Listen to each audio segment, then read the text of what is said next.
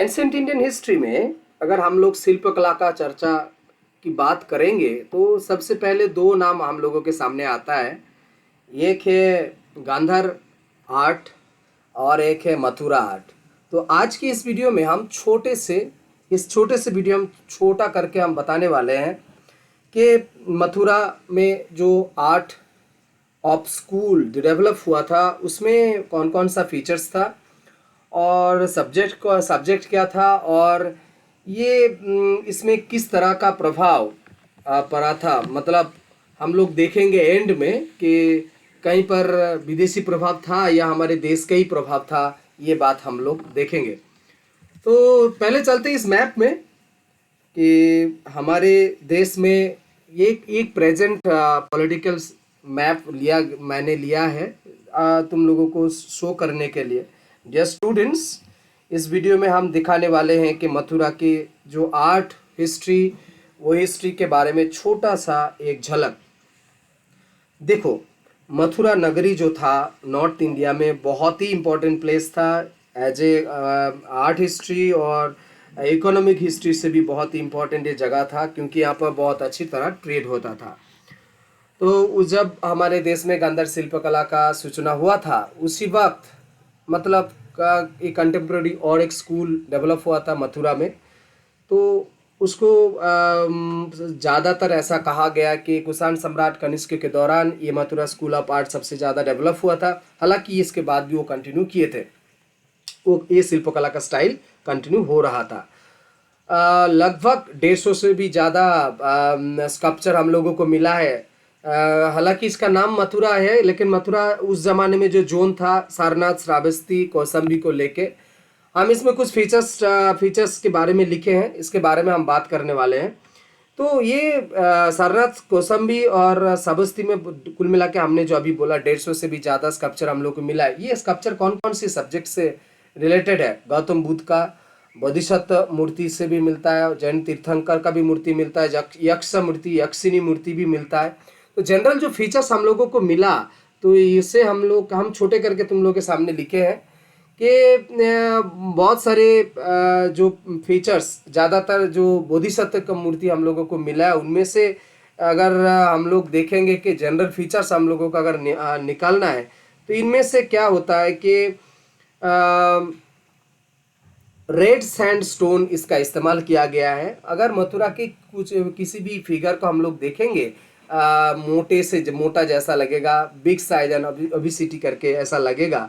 और फीचर्स हमने देखे कि स्टैंडिंग बोधिसत्व का फिगर हम लोगों को मिलता है, फोरहेड जिसका अनकवर्ड है, राइट शोल्डर्स इज नेकेड जो दाहिनी तरफ जो कांध है वो पूरी तरह से खुला रहता है।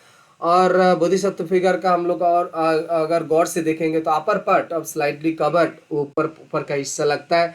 Lower garments are strain by adorn waist braces, तो ये कमर में बंधा हुआ कपड़ा की तरह लगता है। Folded seat on left shoulder, जो चादर टाइप का है। हम पिक्चर दिखाएंगे, पहले फीचर्स हम लोग बता देते तुम लोगों को।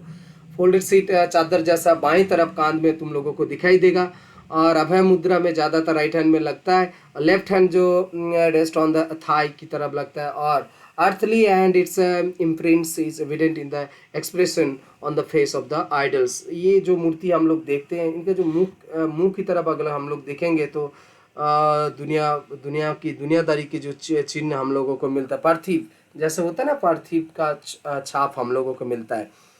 तो गौतम बुद्ध बोधिसत्व का फिगर के साथ साथ हम लोगों को यहाँ पर मिलता है कुछ सिक्युलर फिगर भी, जैसे भीम का थीसिस का फिगर हम लोगों को मिला है, और कनिष्क का फिगर जो अभी हम तुम लोगों को पिक्चर दिखाएंगे। तो उसमें हम लोग क्या देखते हैं कि ये ज़्यादातर राजा फिगर ऐसे अभिव्यक्ति हम लोगों को इस फिगर को देखने के मिलता है। तो अभी हम पिक्चर में चलते हैं, तुम लोगों को ये जो फीचर्स हमने बताया पिक्चर में हम बताने वाले, ये आप लोग देख सकते हो। सीटेड बोधिसत्व है, ये दाहिनी तरफ अभय मुद्रा में है, और बाईं तरफ एक कांध को तुम लोग देख सकते हो। ये तरफ देखो चादर जैसा मैंने बोला, दाहिनी तरफ खुला रहता है, ज़्यादातर मथुरा मूर्ति में ऐसा मिला है। रेड सैंडस्टोन तुम लोग देख पा रहे हो।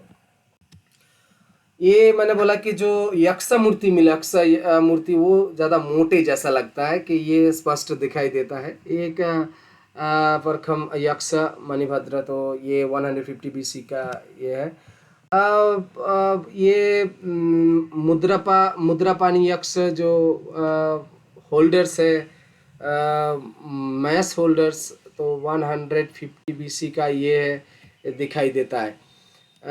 इसमें भी बॉडी थोड़ा मोटी जैसा लग रहा है। इसमें भी कमर का हिस्सा दिखाने के लिए मैंने पिक्चर इस्तेमाल के, कमर बंधे हुए है पूरी तरह से, निचला हिस्सा। ये यक्षिनी का मूर्ति है, पूरी तरह से दिखाई दे रहा है। और ये भी एक बोधिसत्व का मूर्ति है, जैसे देख रहे हैं कि ये चादर स्पष्ट दिख रहा है। ये स्टैंडिंग बुद्ध फिगर है। एक मूर्ति है, मथुरा मूर्ति का एक ग्रेट एग्जाम्पल ये है।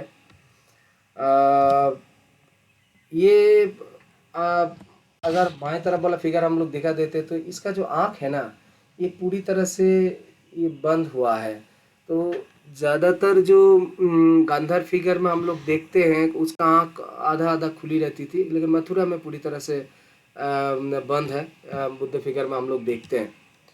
ये भीमा कदपीसी मैंने सीट में बैठे हैं, सिंहासन में। इसका राजा का पूरा जैसे होता है ना, राजा का जैसे सीट में बैठते हैं उसी तरीके का दिखाई दे रहा है। और एक कनिष्क का फिगर मैंने पहले ही बता दिया था, महाराजा। यहाँ पर इंस्क्रिप्शन, इसका इन हेड जो है मिला नहीं हम लोगों को। यहाँ पर एक इंस्क्रिप्शन दिया हुआ है, तो इस इंस्क्रिप्शन से पता चलता है कि ये Maharaja Rajadhiraja Devaputra Kush Kanishka, the great king of king, son of God Kanishka, इसके पता चलता है। तो यहाँ पर कैसे राजा राजा भाव, ऐसे ड्रेस देखो, यहाँ पर तलवारी लटका हुआ है, ये बूट लगा हुआ है, और पूरी तरह से भारी पोशाक, बूट जूता ऐसे करके लगता है कि ये एक वीर भाव इसको फिगर को देख के लगता है।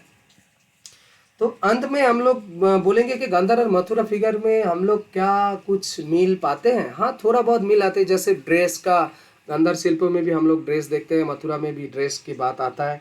और गांधार और मथुरा में सबसे ज़्यादा डिफरेंस हम लोगों को ये मिलता है कि गांधार में ग्रीक प्रभाव ज़्यादा था, हालांकि भारतीय सिस्टम थे, लेकिन पूरी तरह से मथुरा में हम लोग देखेंगे पूरा भारतीय ट्रेडिशन को फॉलो किया गया था। तो पूरा इंडियन ट्रेडिशन ये, हालांकि गांधार का प्रभाव मथुरा में भी पड़ा था, लेकिन वो ज़्यादा देर तक टिका नहीं था। और मथुरा का जो ओरिजिनल कैरेक्टर है उसको चेंज नहीं कर पाया था वो गांधार प्रभाव। तो वीडियो यहीं पर ख़त्म करते हैं। आशा करते हैं तुम लोग को थोड़ा बहुत नॉलेज तो मिला होगा। मिलते हैं नेक्स्ट वीडियो में नए वीडियो के साथ। Thank you.